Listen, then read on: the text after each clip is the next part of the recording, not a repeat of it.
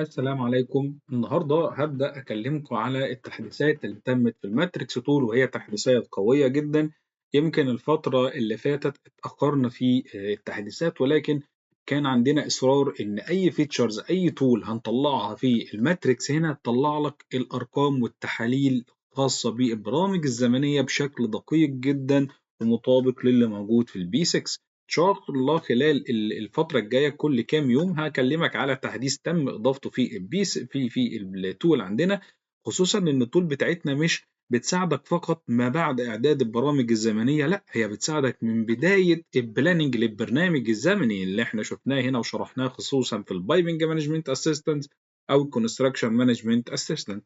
تعالى النهارده أو فيديونا النهارده هيتكلم عن الأبديت أنالايزر اللي كنا ضفناها في التول قبل كده، لكن المرة دي بقت أقوى وأشد من المرة اللي فاتت. المرة اللي فاتت كنا بنعتمد على ملفات XML، المرة دي إن شاء الله هنعتمد على ملفات ال XR. وتعالى نشوف إيه هي الداتا اللي بتطلع معاك من الموضوع ده، والوقت اللي بتاخده إيه. مهما كان حجم البرنامج مش هياخد منك ماكسيموم دقيقة بالكتير جدا، ويطلع لك تحليلات قوية جدا. تعالى نضغط على أبديت أنالايزر هنا. لو جينا بصينا كده هيقول لك هنا حدد لي الثلاث ملفات اللي انت محتاج ان انا اعمل لك ليهم اناليزنج. تعالى هنا اقول له تعالى لي هنا اختار البيز لاين. في الابديت الاولاني اختار لي ابديت رقم 1، ابديت رقم 2 اللي هو الابديت ده.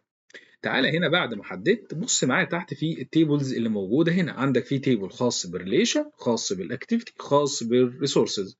تعالى على تيبل الريليشن، هقول له اول حاجه طلع لي من هنا مثلا، يقول لك اقدر اطلع لك الاوت اوف سيكونس. هقول له طلع لي الاوت اوف سيكونس. محتاج الشكل بتاعي يكون شكل جدول ولا شكل تري، شكل الدبليو بي اس؟ هقول له شكل الدبليو بي اس مثلا.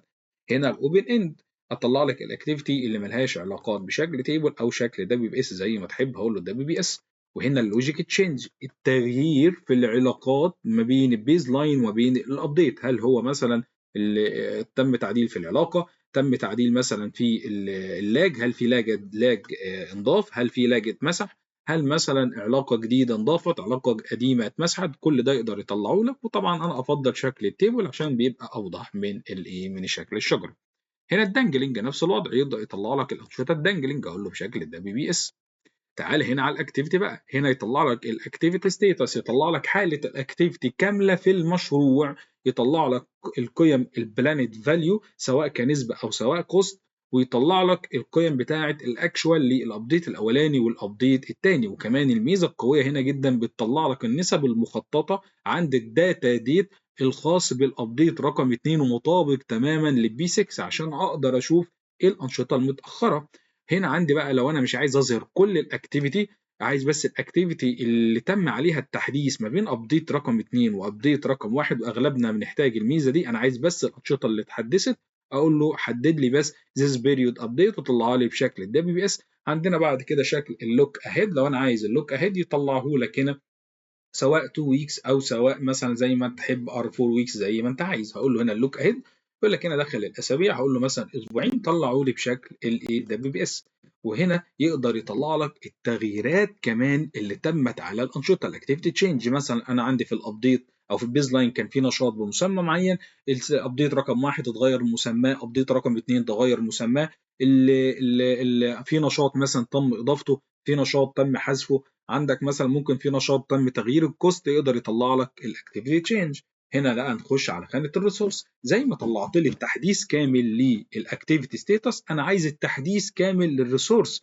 يعني هات الريسورس اللي اتحطت في البرنامج الزمني عندي، طلع لي الايه الداتا بتاعتها او الوضع بتاعها الحالي، ايه اللي تم منها كاكشوال يونت، ايه الريميننج يونت، الاكشوال كوست، الريميننج كوست، سواء البيز لاين او الابديت الاولاني او الابديت الثاني. ونقدر هنا نقول له طلعه لي بشكل ديتيل او سمري. الديتيل دي معناها ان يحط لك الريسورس وتحتيه الاكتيفيتي الخاصه بيه، اما السمري يطلع لك بس ليفل الريسورس. هقول له بشكل ديتيل وطلعها لي كمان بشكل الشجره، شكل التري.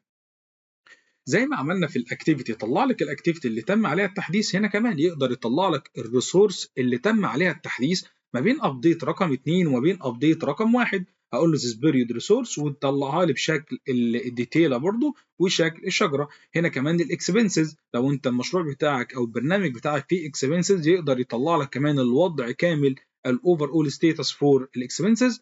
وكمان اللي هو this period expenses للفتره بس ما بين تحديث رقم 1 و2 ايه التحديث اللي تم.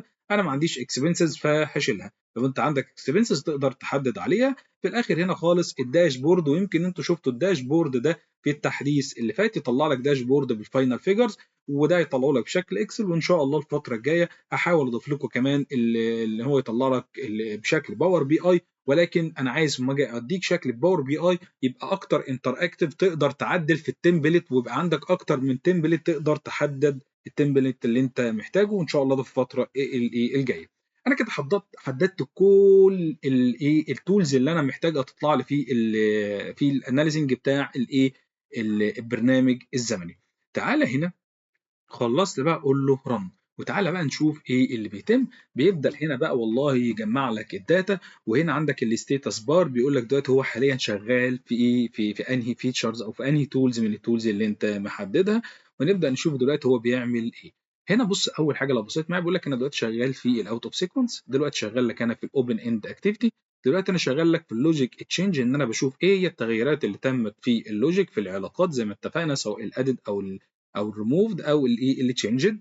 وبعد كده يقول لك انا شغال لك حاليا في الدانجلنج اكتيفيتي، دلوقتي بشوف لك الاكتيفيتي تشينج، حاليا بيطلع لك الاكتيفيتي ستيتس، بيطلع لك الفتره حاليا، بيطلع لك اللوك اهيد، بيطلع لك ريسورس ريبورت، وهكذا لحد الاخر. تعالى بقى نشوف هو خد وقت قد ايه في كل ده. خد بالظبط 38 ثانيه. حجم المشروع كبير جدا مش صغير، وهنشوفه دلوقتي انا وانت. قول له اوكي. تعالى بقى نشوف الاول ادي الابديت ريبورت اللي طلع لك. قال لك والله انا عندي المشروع بتاع البروجكت بيز لاين وايه الداتا بتاعته، وهنا قال لك عندك الكوميوليتيف بلان قد ايه والكوميوليتيف اكشوال قد ايه، نفس الشيت اللي طلع قبل كده اللي شرحناه في الفيديوهات اللي فاتت. تعالى بقى نبص على الريبورت اللي طلعت عندي تحت. تعال نبص من الاول. ادي الاوت اوف سيكونس ريبورت، قال لك كل الانشطه دي عندك اوت اوف سيكونس، العلاقات بتاعتها عايزه تتظبط. وهنا قال لك ان انا شغال لك في الاوت اوف سيكونس على الابديت رقم 2، لان انا عندي الابديت رقم 2 هو الابديت الاحدث، فهو اللي يطلع لي الاوت اوف سيكونس بناء عليه. طيب انا عايز اطلعه مثلا الشكل ده، عايز ان انا بقى اعمل له بوردر، اقدر احدد على كل ده، ومن طريق هنا الفورماتنج اقدر ان انا اعمل بوردر عشان يبقى اوضح مثلا بالشكل اللي انت شايفه ده. وكمان لو انا عايز اعمل جروبنج عن طريق الماتريكس تول، هنا هقول له اعمل لي جروبنج، هيقول لك حدد لي بس الكولم بتاع الاي دي، وكمان حدد لي الكولم بتاع الايه الاكتيفيتي مثلا، وقول له اوكي. يبدا يعمل لك جروبنج للي انت شايفه ده، وتبدا تشوف كل التحديثات اللي انت محتاجها. حلو. تعال نشوف الاوبن اند. هنا نفس الوضع، قال لك ده الاوبن اند الخاص بالبيز لاين. كان عندك اتنين اوبن اند اللي هو بروجكت ستارت وبروجكت فينيش. يجي هنا يقول لك الاوبن اند الخاص بالابديت رقم 2، ادي الاوبن اند الخاص بيه. هنا قال لك ده اللوجيك تشينج، قال لك كل التغييرات اللي انت شايفها دي اللي تمت مثلا، سواء في من هنا الابديت سورس، سواء ابديت رقم 1 او ابديت رقم 2. لو حددنا على ابديت رقم 1 كده، قال لك كل العلاقات دي اتغيرت، دي كلها علاقات تم اضافتها نيو، دي كلها علاقات تم مسحها ريموف. ولو انا عايز اظهر ابديت رقم 2، هاجي اظهر ابديت رقم 2 تشوف كل التغييرات اللي تمت عندك. حلو. تعالى بقى الدانجلينج بتاع البيز لاين، قال لك كل الانشطه دي كانت عندك دانجلينج في البيز لاين، والدانجلينج عندك فروم فينيش، وفي انشطه دانجلينج فروم ستارت، وبدا يوضح لك الدانجلينج اللي كان موجود في البيز لاين. تعالى هنا على الدانجلينج من الابديت، هنا كمان يطلع لك الدانجلينج اللي تم على الابديت رقم 2، ده كل الدانجلينج اللي موجود حاليا. تعال هنا الاكتيفيتي تشينج ريبورت، لو جيت بصيت معاه كده هيقول لك ادي الاكتيفيتي اي دي وادي الاكتيفيتي نيم. في البيز لاين كان مسماه كذا، بقى في الابديت رقم 1 مسماه كذا، وعندك ابديت رقم 2 مسماه بقى كذا. وهنا عندك البيز لاين كوست كان قد ايه، والابديت كوست بقى قد ايه في الابديت رقم 1 والابديت رقم 2. وقال لك هنا نوع التغيير النيم تشينجد، او هنا عندك ريموفد، او هنا الكوست تشينجد، وهنا عندك النشاط ده تم اضافته جديد. حلو.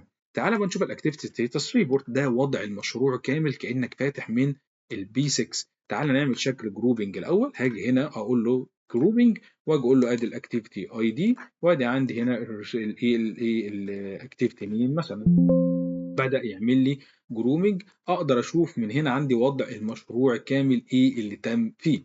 تعال نبص هنا كده سوا. قال لك عندك ده بلاند فاليو، عندي الداتا ديت بتاع الابديت رقم 2، عندك هنا بيز لاين ستارت، عندك هنا بيز لاين اند، عندك هنا بيز لاين فاليو كوست، عندك هنا ده في البيز لاين ده كان الكريتيكال باس عندك، لو هو يس كان على الكريتيكال باس، لو هو نو ما كان بقى يمشي على الكريتيكال باس.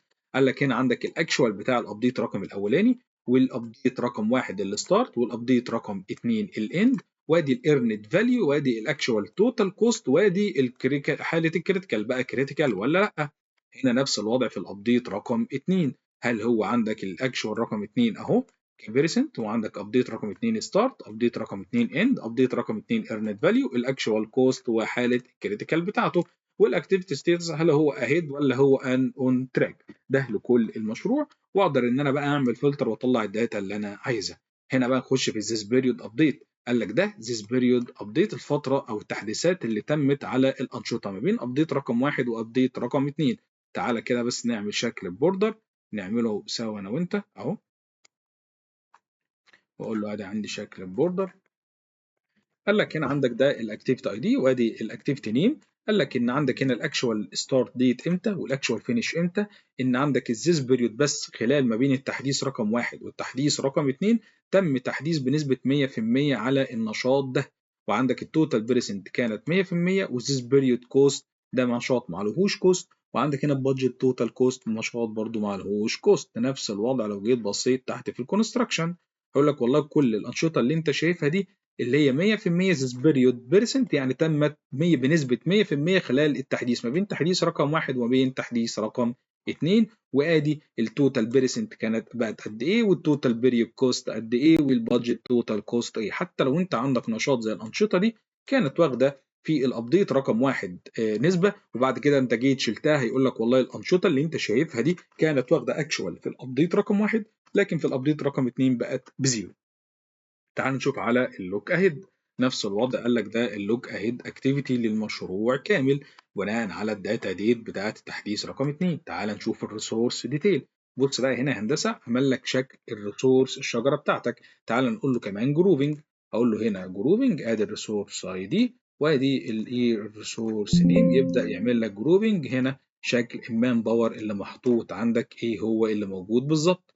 يقول لك والله عندك ده اللي تعال نشوف مثلا حاجه فيها كوست. ادي عندك الانشطه اللي صار فيها تحديث، انا عندك الكوست ريسورس البي سي ورك اندر رافت مثلا، ادي البادجت يونت بتاعتها قد ايه والبادجت كوست بتاعها قد ايه، الاكشوال يونت بتاعه التحديث رقم الواحد بقى كده، والاكشوال كوست بتاعها بقى كده في التحديث رقم 2 بقى كده، والتحديث والكوست ليها كان كده في التحديث رقم 2، وهكذا لكل الريسورس. ده الريسورس اساينمنت عندك. تعال بقى نشوف الريسورسز بيريود الانشطه بس اللي صار عليها التحديث الايه الفتره دي ما بين التحديثات. تيجي تبص مثلا هنا على الايه الداتا الموجوده عندك.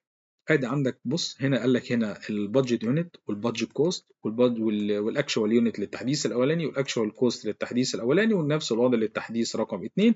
وهنا البيريود يونت القيم اللي زادت بس ما بين تحديث رقم 1 وتحديث رقم 2، هتلاقي ظاهر لك كل الانشطه اللي صار عليها تحديث فقط في الريسورسز، وهكذا لباقي المشروع. كل ده تخيل عشان تعمله كان هياخد منك وقت قد ايه؟ مينيموم مش هياخد منك مش اقل من ساعه. ده كل ده تم بالظبط في 38 ثانيه، وحجم المشروع عندي كبير جدا.